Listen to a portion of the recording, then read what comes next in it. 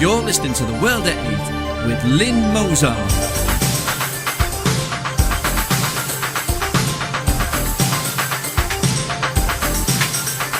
The World at 8, the number one in nationalist news. Highlights of the news today, Friday the 14th of June 2013. After attacks on mosques and schools, British Muslims say we're stronger together. Siemens beats Bombardier in a $2.1 billion UK train order. £10 a day for hospital TV, but just £1 a week in jail. UKIP shoplifting councillor resigns. France, police check on veiled woman sparks clashes. Danish supermarket gets shipment of cocaine instead of bananas. French government to dissolve far-right groups after student killing. Saudi women with attractive eyes may be forced to cover them up if resolution is passed. Syria, US to arm rebels, latest. Thought for the day, what is going to bite us on the backside very soon? And finally, may the force. Before I read the news today, I would like our listeners and donees to let me know what additional material they would like on World at 8. Do you want a problem section?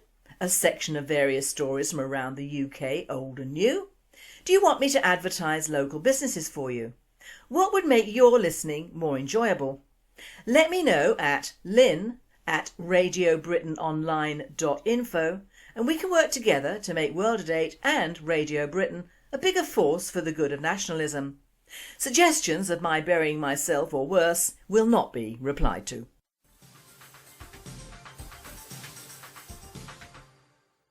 UK news. After attacks on mosques and schools, British Muslims say we're stronger together.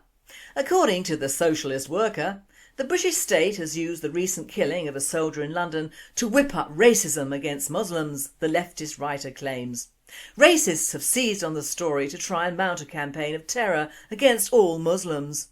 Osman Dean, a student at Bradford College, said, "Islamophobia has got worse since the Woolwich attack. I know Muslim women who have had their scarves pulled in the street.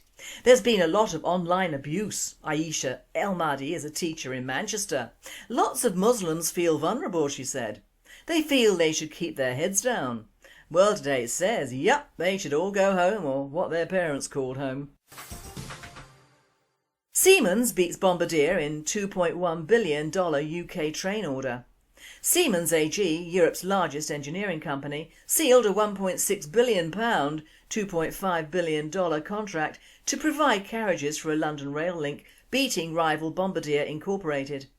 The contract to provide 1,140 new carriages for use on the Thames Link rail line will be awarded to a consortium led by Munich-based Siemens, the UK's Department for Transport said in an emailed statement. The Siemens-led group was nominated as preferred bidder by the British government in June 2011 after its financing unit helped structure the payment of the deal. Bombardier said that after the announcement it would cut more than 1,400 jobs at its railcar plant in Derby, England. Most of Siemens rail manufacturing is in Germany. £10 a day for hospital TV, but just £1 a week in jail. Hospital patients in Sheffield are being charged up to £10 a day to watch television, while inmates at Doncaster Prison pay just £1 a week. Poorly people undergoing treatment at the Northern General, Hallamshire and Jessup Wing hospitals in Sheffield are charged £10 for a 24-hour bundle of films, television channels, radio, internet and free ongoing telephone calls. A cheaper £7.50 deal is available for 18 hours of viewing, while the cheapest package available costs £2.50 for 2 hours of television. But at Doncaster Prison and at jails around the country, prisoners are charged just £1 for an entire week's worth of television, the Ministry of Justice confirmed. UKIP shoplifting councillor resigns. A UKIP councillor who shoplifted from Pound Stretcher has said he will resign, stating the pressure on him was too great. The resignation of Peter Gorgio, who took Thetford West for UKIP by 1 vote from Labour, will spark a by-election in Norfolk's closest fought division. It also marks the end of 2 weeks of speculation surrounding Mr Gorgio's future after he admitted he was banned from Thetford's Pound Stretcher store in Minstergate for shoplifting last year. Police dealt with the incident through a community resolution in which Mr Gorgio agreed to pay for the goods and was banned from the store. He put his behaviour down to the result of medication he was taking for depression. World at 8 states. How nice they brought in a new way of dealing with shoplifting. I can only presume this applies to UKIP members and immigrant shoplifting gangs, and our little old forgetful ladies will not qualify.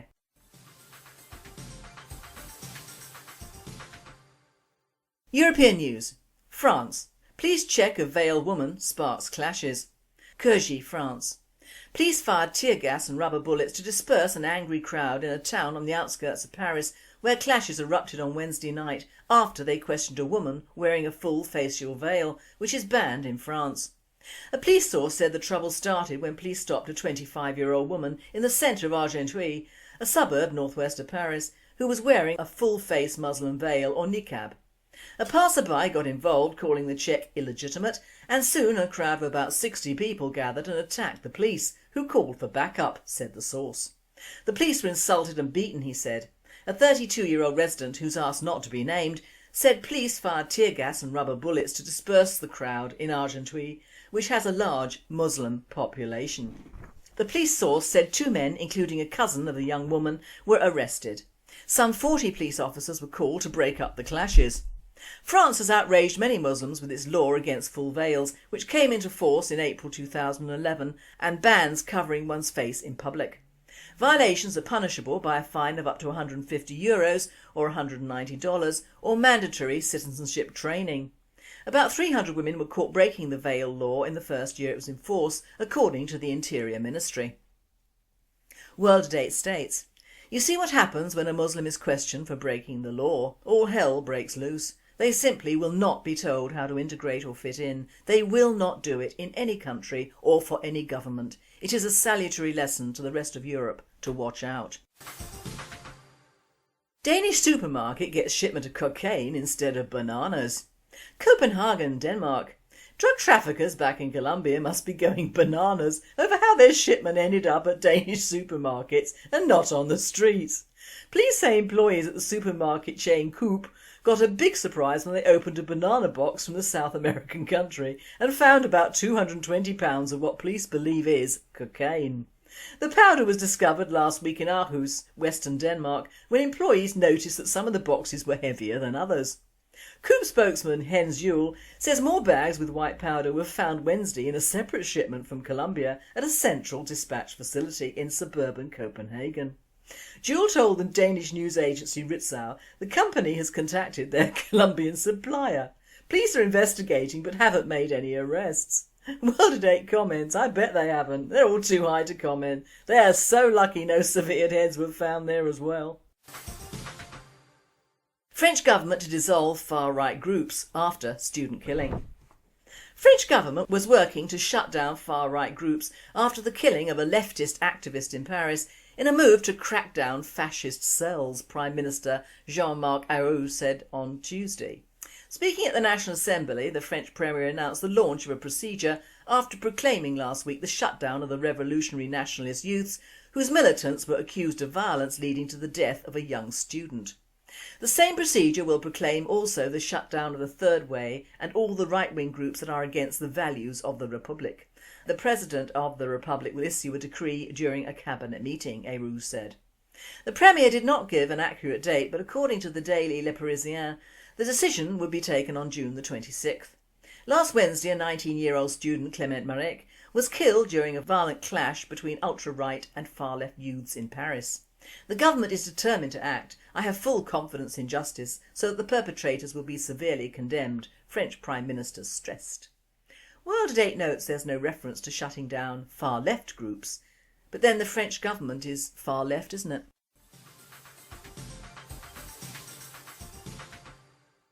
World news. Saudi women with attractive eyes may be forced to cover even them up if resolution is passed. Women with attractive eyes may be forced to cover them up under Saudi Arabia's latest repressive measure, it was reported yesterday. The ultra-conservative Islamic State has said it has the right to stop women revealing tempting eyes in public. A spokesperson for Saudi Arabia's Committee for the Promotion of Virtue and the Prevention of Vice, Sheikh Motlab al-Nabet, said a proposal to enshrine the measure in law has been tabled. Women in Saudi Arabia already have to wear a long black cloak called an abaya, cover their hair and in some regions conceal their faces while in public. If they don't, they face punishments including fines and public floggings. One report in the Bikya Mazra news website suggested the proposal was made after a member of the committee was attracted by a woman's eyes as he walked along a street, provoking a fight. The woman was walking with her husband, who ended up being stabbed twice in the hand after the altercation. World Date states, the whole point of wearing the old-fashioned gauzy veil in the days of the Ottoman Empire was to draw men's eyes towards the women's eyes. These idiots are missing the whole point, aren't they? They just want to shut their women away in harems so no one sees them at all. Syria, US to arm rebels, latest. Barack Obama's White House has announced the US plans to supply military support to Syria's rebels after confirming evidence of chemical weapons as Assad forces launch assault on Aleppo. These are the headings. US considers no-fly zone plan. US confirms Assad used chemical weapons crossing red line. Obama responds after Iran threw down gauntlet on Syria. Chemical weapons evidence fabricated, says Russia. Heaviest fighting in months reported in Aleppo. Syria's foreign ministry accuses US of lies and fabrications.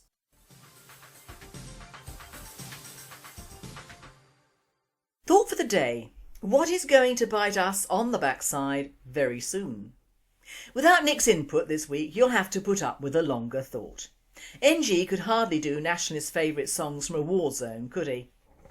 But you must think I'm having an anti-Islamic week, and you would be absolutely right.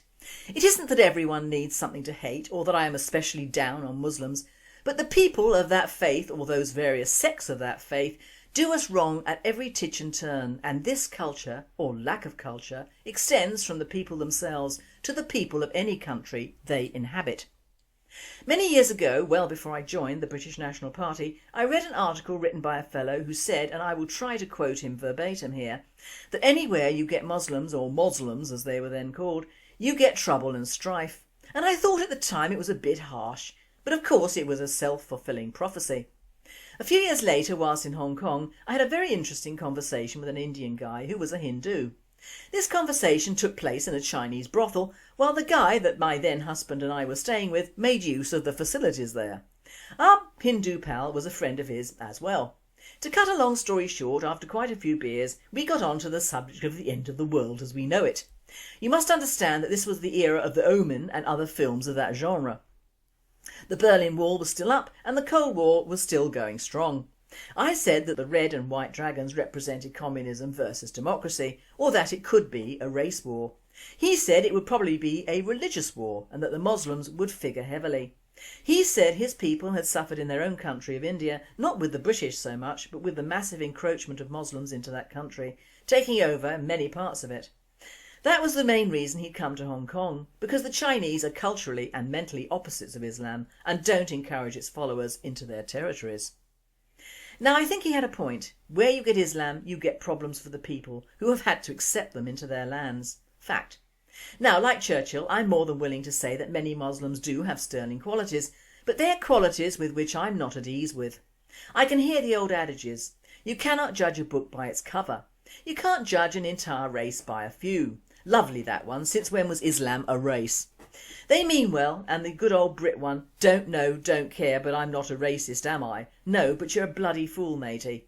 Don't care was made to care, as goes the old nursery rhyme. Now I was sent the old video of the Muslim gang's enforcement of Sharia law on streets in London. I had never watched it through, and by the end I was a vast cauldron of seething hatred.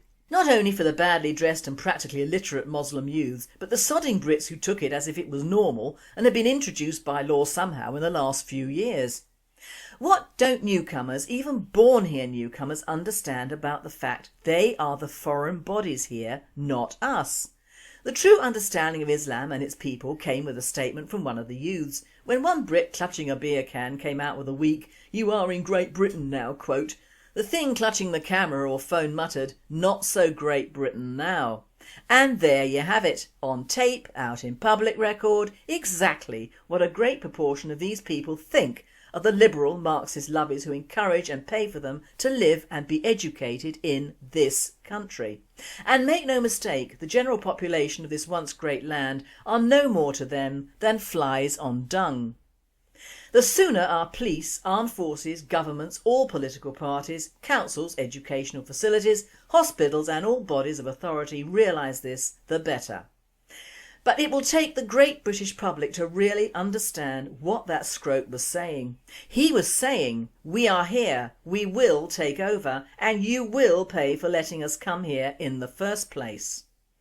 Until then, until true understanding of the enemy within is known, wide and far, our nationalist battle will be a lone one, and against mainly the forces of our own people and governmental bodies who think they are being so magnanimous in helping and accommodating an entire religion in resettling our land. Our media of course take much of the blame, whereas many national papers print facts about immigrants and the unnecessary toll they bring on the country. They are lacking in the actual solution of curtailing, stopping and repatriation of many immigrants. Even the criminal elements remain off print. Where are the two murderers of Lee Rigby now? Where are their backgrounds, religion and family origins? All subpoenaed by their lawyers probably. In fact, if these two ever get to trial, they will be unnamed for legal reasons and then pay compensation for false arrest. Also another point, whilst they're holding a trial of the white murderer of two WPCs whilst showing the burials with total strangers paying respect on camera, when or where has Lee Rigby been or will be buried? Will he get full military honours through the streets of Woolwich, or would this upset the ethnic and Muslim communities so widely spread like vermin throughout that area? Your guess is as good as mine on that one. One thing that cannot miss even the most ignorant, liberal, pro-multicultural and anti-racist nitwit is that there is one law for Muslims and one law for the rest of us in the UK. The police especially I feel vaguely sorry for, because most of them come from backgrounds that are more at home with Alf Garnett and his thoughts than the uni fast trackers who are all public school diversity trained hopefuls out for a career which ends in a governmental or corporate post, whilst the ordinary coppers are holding on like grim death for their pensions. If we didn't have immigration on a massive level, half the work, half the troubles and half the PC paperwork would not be needed, and the police would work more efficiently, as they and the penal system did for many years before the invasion. The police above all will make all efforts to arrest and harass a white person, especially if a nationalist, from any known group, than make that same effort with a Muslim who may have committed a greater crime. Fact. The tragedy is that it looks better on police stats to have caught a racist than to have caught and brought to trial a Muslim paedophile. And that says it all for the British justice system, which used to be the best in the world, but probably before the entire sodding world got in on that act. Despite the occasional flutter of Asian paedophiles grooming of our youngsters, vulnerable of course, and Muslim clerics cashing in on your money, the flurry of pictures of what some Romanians have done already to our capital city, and the promise of what they will do, and moreover think they have every right to do, the hilarious fact that a young girl cannot get a job in body shop because she can't speak Chinese. Now which dialect would that be then? Oh, Mandarin, easy peasy. So apparently not all the students taking £100 million off the British taxpayers are EU students, but Chinese in Cambridge, vis-a-vis the Cambridge body shop job. And the fact the media are going to town on the almost white Romanians and Bulgarians, who although the media may not know it, might be Muslim, they stay well clear of promoting anything that we nationalists could take on board. Unbeknown to them, however, we have had thoughts on all of the above and much more for very many years and have been proved right in the past. But it doesn't matter whether we're right or wrong. In the end game, it is all down to the public and their thinking patterns, which I am bound and determined to say are not that good at the moment. Let's face it, the poor old Brit public are easy targets when it comes to dominance and acceptance, aren't they? The poor souls are continuously told they're too fat, too old, too poor, too white, too irreligious, too unfamily-minded, too disloyal to their own, too undereducated, too unhealthy, too stupid, too lazy, and their menfolk are useless and their womenfolk prefer shagging packies and nignogs. Say it and show it on TV enough and the whole world believes it. Talk about giving a dog a bad name. If the hat fits, wear it, and now you see why misinformation and disinformation do the job of the Marxist liberals. It is pure and wonderful propaganda poured into the TV jugs of entertainment and ladled out in barrelfuls to the sheeples. We Brits are dumbed down as a people and not expected to resent or fight for anything in this country or for this country since the last World War, and that is how you conduct social engineering on a grand scale not seen since Stalin's Russia or the re-education process of Pol Pot. Keep an entire nation worrying about minutiae or themselves and you have the perfect storm to reintroduce another culture to take over, or many cultures to subvert the natural order of a country, whereby the natural religions, history, culture and the very heart of a nation can be subdivided. Because a divided nation is a weak nation, and like any pack animal in nature, the weak do not survive. And this video shows how the British establishment are thought of in the very quarters of the so-called communities they're favouring. Nil point UK. You can hear it in the voices of these bozos and their so-called religion. They have not yet been made aware that they are in a foreign country, a country that doesn't want them, yet by rule of law has to sit on the sidelines and watch their own doom unfolding.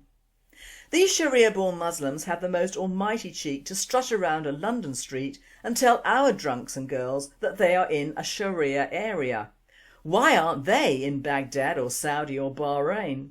No, they are in London, and although the sight of drunks or vomiting girls isn't the sight I would want to see on the street at night, it is our street and our night and our country, not their street, night or country. Let's get real here. Who should be telling who what to do? What would have happened if one of the Brits had actually called the police to say they were being harassed in their own part of town? Now that would have been interesting. Far more interesting than the haram of the bloke who had been run over by what the so-called presenter called a drunk, but whom could have either been driver or the guy in the road. After lots of harams and pros against drinking, which is the one thing the Brits have been encouraged to do because it keeps them away from actually thinking, there was a call to convert, and once you had converted, of course with no haram, drinking your life would be better. Oh yes.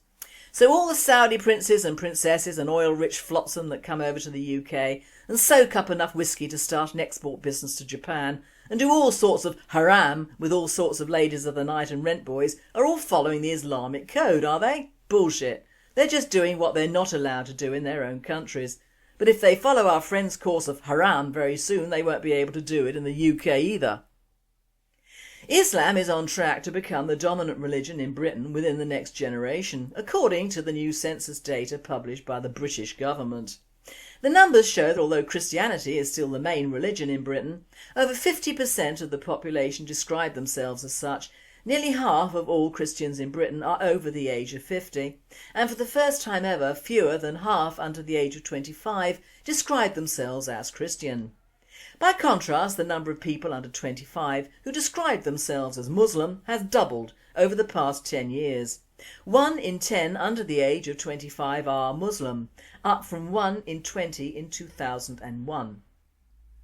If current trends continue, a Muslim population boom combined with an ageing Christian demographic and an increasing secularisation of British natives, Islam is set to overtake Christianity in Britain within the next 20 years, according to demographers. This is in a new report published by the Office for National Statistics on May the 16th and offers additional analysis of the 2011 census data previously published in December 2012. Now this is the sort of report that encourages Muslims to be what they are: cocky, greedy, selfish and self-opinionated. In short, it is the conqueror's mantra given to them by us. What it fails to say is that most Christians, even baptised ones, don't seem to want to call themselves Christians. It doesn't seem to be fashionable amongst the white Middle England guys. They waver between atheism, a peculiar form of Marxism and a splattering of Christianity when it suits them. Funerals, marriages, baptisms and memorial services for people they don't know.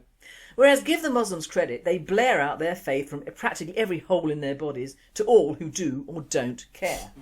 Therein lies the danger to one side of a faith which believes in itself and their conversion techniques, and the Christians who seem certainly many light years removed from the Christian martyrs of old.